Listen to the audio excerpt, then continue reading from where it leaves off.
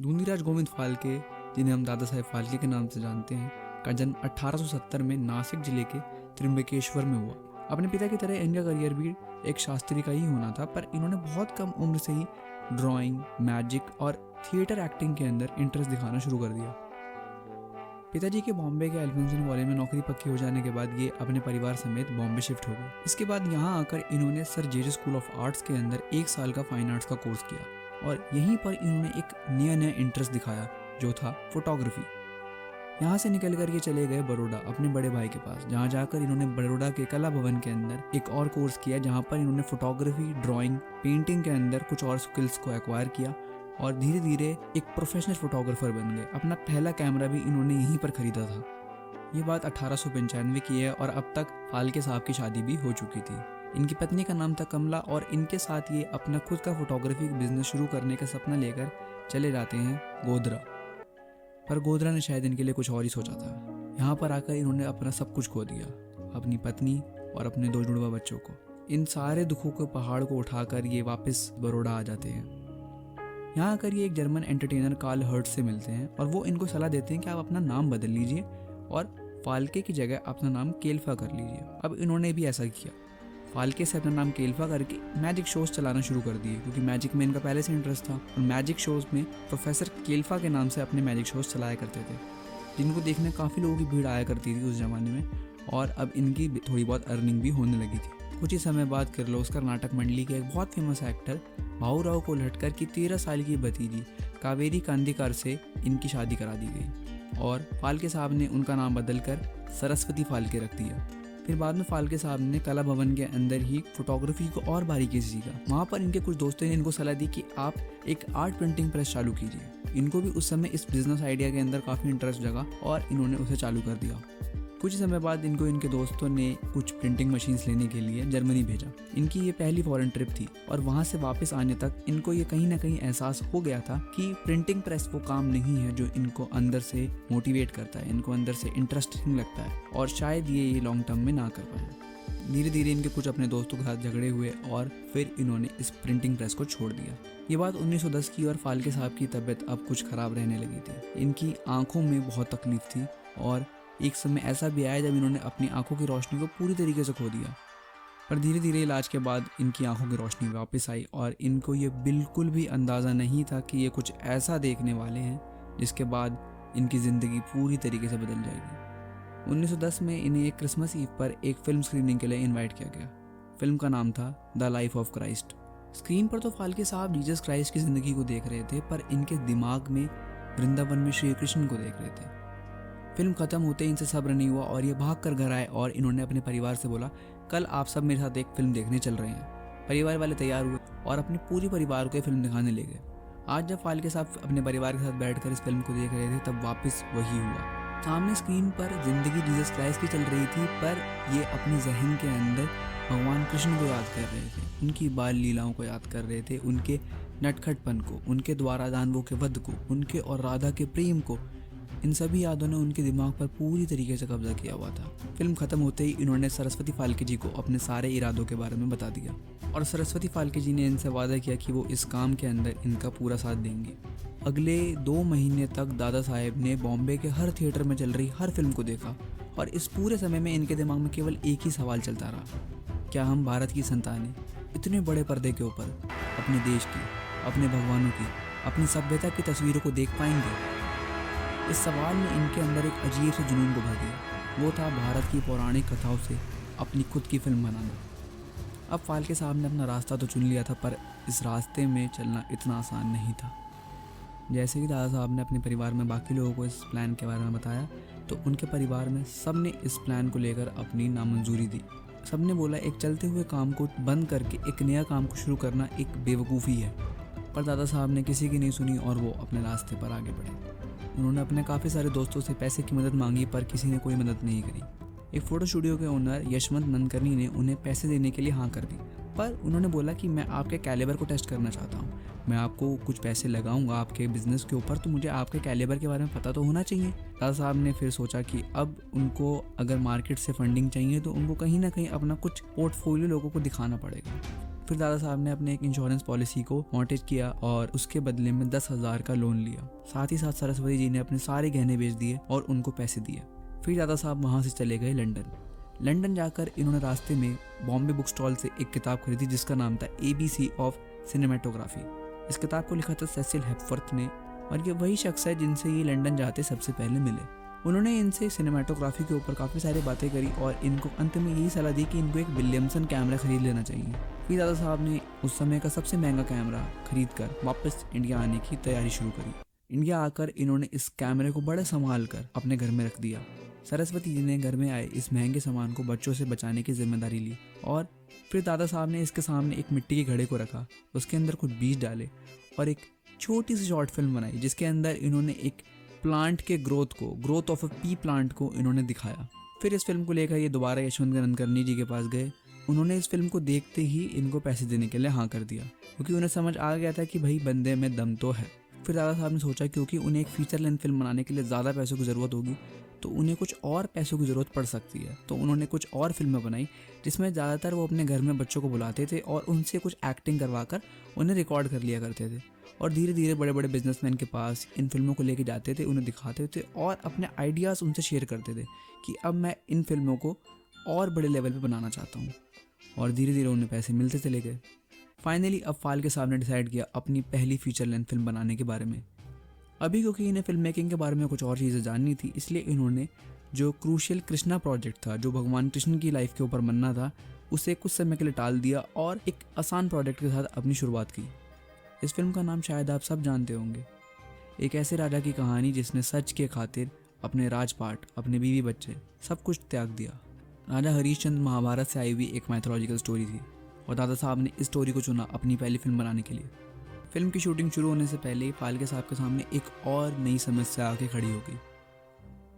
उस समय हिंदुस्तान में आम जनता फोक थिएटर, डांस और म्यूजिक को नीची जाति के लोगों का और वैश्याओं का काम समझते थे और फिर फिल्म के अंदर एक्टिंग करने को तो वो ऐसा देखते थे कि जैसे ये अपने शरीर का प्रदर्शन करके पैसे कमाने वाली बात हो गई। फाल्के साहब ने इन सब चीज़ों को देखते हुए अंदाज़ा लगा लिया था कि कोई भी सभ्य समाज की औरत इस फिल्म को करने से हाँ नहीं करेगी। तब इन्होंने ये डिसाइड किया कि ये बॉम्बे के रेड लाइट एरिया जाएंगे। वहाँ जाकर इन्होंने कुछ वैश्याओं से इस फिल्म में रोल करने के लिए पूछा और पता नहीं फिल्मों को लेकर उस समय लोगों की कैसी भावना थी पर वैश्याओं ने भी इस रोल को करने से मना कर दिया। अब हुआ यूं कि जब फाल्के साहब वहाँ से निराश लौटकर एक रेस्टोरेंट में खाना खा रहे थे तब उनकी नज़र पड़ी वहाँ के रेस्टोरेंट के कुक के ऊपर, अन्ना सालू के, एक नौजवान शख्स, और इनके अंदर फाल्के साहब को एक नज़ाकत दिखी। इनके हाथ फाल्के साहब को बहुत खूबसूरत लगे और फिर उन्होंने उनके पास जाके पूछा कि आप यहाँ पर काम करने के लिए कितने पैसे कमाते हैं। उनका जवाब था 10 रुपये महीना। ठीक है, मैं आपको 15 रुपये महीना दूंगा, क्या आप मेरी फिल्म में काम करेंगे? बिल्कुल, क्यों नहीं करेंगे। बस फिर अन्ना सालूके जी ने इस फिल्म को करने से हाँ कर दी और वो बने इंडिया के पहले एक्ट्रेस। जी हाँ, एक नौजवान लड़के ने रानी तारामती का रोल किया था हिंदुस्तान की पहली फीचर लेंथ फिल्म में। है ना बहुत कमाल की बात। बस फिर फाल्के साहब ने इस फिल्म की शूटिंग को शुरू किया और 3 मई 1913 को बॉम्बे के कॉर्नेशन सिनेमा में 3700 फीट लंबी रील लेंथ वाली इस फिल्म को उन्होंने रिलीज़ किया। अब फाल्के साहब एक फिल्म मेकर भी हो गए थे और उनकी फिल्म रिलीज़ भी हो गई थी, पर फिल्म को देखने कोई नहीं जा रहा था। शुरुआत के कुछ दिनों की कलेक्शन केवल 3 रुपये हुई थी, केवल 3 रुपये। फाल्के साहब ने सोचा कि अब कुछ मार्केटिंग को भी उनको इन्वॉल्व करना पड़ेगा और उन्होंने फिर एडवर्टाइजमेंट्स चालू की।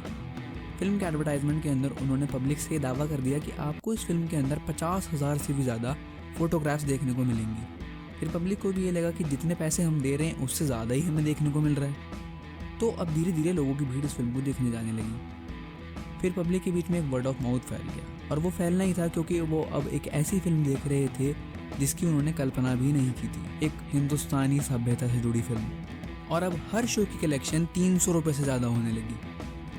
फिर कुछ समय बाद फाल्के साहब ने इस फिल्म के अंदर प्रेस के लोगों के लिए फ्री एंट्री कर दी जिससे और मीडिया कवरेज उनको मिल सके। दादा साहब फाल्के को इस फिल्म के बाद बहुत नाम मिलने लगा और अब वो अपने परिवार, जिसमें उनकी पत्नी, 5 बेटे, 3 बेटियां और कुछ रिश्तेदार थे, उन सबको लेकर वो आ गए नासिक में उनका एक 3 मंजिला घर था और एक 3-4 एकड़ का बड़ा सा प्लॉट जिसके अंदर काफ़ी अच्छी लोकेशंस थी फिल्म शूटिंग के लिए। शुरुआत में इस घर में केवल इतने ही लोग थे, पर धीरे धीरे जैसे जैसे फाल्के साहब का नाम बढ़ता चला गया वैसी वैसी इनके सारे रिश्तेदार इनसे आके मिलने लगे और एक समय ऐसा भी आ गया कि इस घर में रहने वालों की संख्या 100 लोगों से भी ज़्यादा हो गई थी। ये सभी लोग फाल्के साहब की company Phalke films private limited से जुड़ गए थे और क्योंकि लोगों की संख्या इतनी ज़्यादा थी इसलिए फाल्के साहब को कभी किसी बाहर से किसी आउटसाइडर की किसी क्रू मेंबर की ज़रूरत पड़ी ही नहीं। केवल बड़े क्राउड सीन्स के लिए ही उनको बाहर से लोगों को हायर करना पड़ता था। बाकी सब जगह इनके परिवार के लोग ही इनकी मदद किया करते थे। डिनर टेबल पर बैठ के फाल्के साहब घर के सभी लोगों से अपने दिमाग में चल रहे सभी सवालों को पूछते थे और उनसे राय मांगते थे कि कैसे उनको इस पर्टिकुलर सीन को शूट करना चाहिए ताकि उनको और लोगों के ओपिनियंस भी जानने को मिले। इस घर में उन्होंने एक छोटी सी लाइब्रेरी भी बना रखी थी जिसके अंदर उन्होंने ज्यादातर रामचरितमानस, भगवद गीता, भागवत पुराण और ऐसे ग्रंथों को रखा हुआ था। हर हफ्ते ये परिवार के बच्चों के साथ एक फिल्म स्क्रीनिंग भी किया करते थे और फिर फिल्म खत्म होने के बाद बच्चों से पूछते थे उनके एक्सपीरियंस के बारे में। एक दिन की बात है जब फाल्के साहब अपने परिवार में बच्चों के साथ बैठकर चार्ली चैपलिन की फिल्म द ट्रैम्प को देख रहे थे। फिल्म खत्म होने के बाद जैसे ही उन्होंने परिवार के बच्चों से पूछा अपना एक्सपीरियंस शेयर करने के लिए तो इनके छोटे बेटे नीलकंठ ने बोला कि इस फिल्म के अंदर जो ये ट्रैम्प है ये क्लीन शेवन कैसे है। फाल्के साहब को नीलकंठ की ये ऑब्जर्वेशन बहुत ज़्यादा इंटरेस्टिंग लगी। फिर दादा साहेब फाल्के ने अपनी अगली 2 फिल्मों की शूटिंग भी इसी प्लॉट पर रहकर करी। इनकी दूसरी फिल्म का नाम था मोहिनी भस्मासुर और इस बार फाल्के साहब को अपने फिल्म के अंदर काम करने के लिए एक्ट्रेस मिल गई थी। इनकी तीसरी फिल्म जो थी उसका नाम था सत्यवान सावित्री और इन तीनों फिल्मों के इंडिया में सक्सेसफुल हो जाने के बाद इन तीनों की रील को लेकर फाल्के साहब चले गए लंदन। वहाँ जाकर इन्होंने लंदन के अंदर लोगों को इन फिल्म को दिखाया और इनको इसके लिए काफ़ी ज़्यादा प्रेज मिली। यहाँ तक कि ऐसा भी हुआ था कि दुनिया के सबसे बड़े प्रोडक्शन हाउसेज में से एक वार्नर ब्रदर्स ने इनसे कहा था कि आप अपने फिल्म के 200 प्रिंट्स हमें भिजवा दीजिए, पर क्योंकि उस समय वर्ल्ड वॉर 1 चल रहा था तो फाल्के साहब कभी इस ऑर्डर को पूरा कर ही नहीं पाए। लंदन से आते ही इन्होंने अपनी अगली फिल्म की तैयारी चालू कर दी। ये इनके करियर का एक बहुत बड़ा प्रोजेक्ट होने वाला था। फिल्म का नाम था लंका दहन और इस फिल्म के अंदर दोबारा अन्ना थालुके जी ने इंटरेस्टिंग एक्टिंग करी क्योंकि इस फिल्म के अंदर वो भगवान राम का भी रोल कर रहे थे और सीता माँ का भी, और इन्होंने दोनों ही रोल को बहुत बखूबी से निभाया। इस फिल्म के अंदर टेक्निकल एडवांसमेंट को भी काफ़ी आगे लेकर जाया गया था और फाल्के साहब को उस समय के एक और बहुत बड़े फिल्म मेकर जॉर्ज मेलिस से भी कंपेयर किया जाता था। 1917 में इस फिल्म ने रिलीज होते ही अपने सारे रिकॉर्ड्स तोड़ दिए। बॉम्बे के अंदर डेली कलेक्शंस को ले जाने के लिए पुलिस बैलगाड़ियों के अंदर पैसों को भरकर ले जाया करती थी। मद्रास के अंदर रिलीज के 10 दिनों के अंदर ही फिल्म ने 32,000 रुपये कमा लिए थे। इंडियन सिनेमा के अंदर फाल्के साहब ने अब एक बहुत बड़ा ट्रेंड चालू कर दिया था, वो था इंडियन माइथोलॉजिकल फिल्म्स का, और वो इस ट्रेंड के अंदर अपनी मोनोपोली भी बना चुके थे। लंका दहन की ह्यूज सक्सेस के बाद अब इनको बहुत बड़े बड़े मिलेनियर्स पार्टनरशिप के लिए अप्रोच करने लगे और फाल्के साहब ने फिर एक और नया प्रोडक्शन हाउस चालू किया जिसका नाम था Hindustan film company and works. अब क्योंकि इनके पार्टनरशिप में काफ़ी अमीर लोग भी थे इसलिए फाल्के साहब को अब मौका मिल गया अपने ड्रीम प्रोजेक्ट को पूरा करने का, और 1918 के अंदर इन्होंने जो फिल्म बनाई उसका नाम था कृष्ण जन्म। अगले साल 1919 में कृष्ण भगवान के ऊपर ही इन्होंने एक और फिल्म बनाई जिसका नाम था कालिया मर्दन। इस फिल्म के अंदर कृष्ण भगवान का रोल करने के लिए इन्होंने अपनी छोटी बेटी मंदाकिनी को कास्ट किया। ये दोनों ही फिल्में बॉक्स ऑफिस पर सक्सेसफुल रहीं, पर अब फाल्के साहब का अपने पार्टनर के साथ डिस्प्यूट होने लगा और ये सारी समस्याओं को छोड़ छाड़ कर 2 साल के लिए चले गए बनारस।